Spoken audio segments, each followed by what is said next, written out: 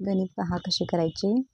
तर विचारलेलं काय आहे की एका वर्तुळावरील 7 बिंदू परस्पराशी एकदा जोडण्यासाठी 4 रेषाखंड काढलेले आहेत. तर जास्तीत जास्त आणखी किती रेषाखंड काढता येतील? तर TET मध्ये विचारण्यात आलेला हा प्रश्न आहे. तर पहा किती आहेत, बिंदू 7 आहेत.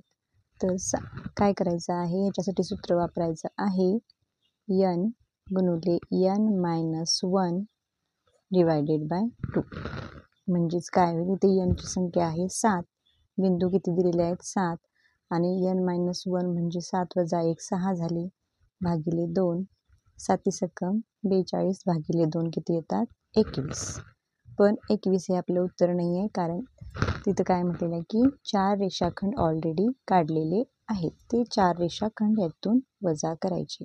उत्तर येईल 17 आणि हेच असेल आपलं उत्तर. अशाच प्रकारच्या जर तुम्हाला ट्रिक हव्या असतील तर नक्कीच चॅनलला व्हिजिट करा.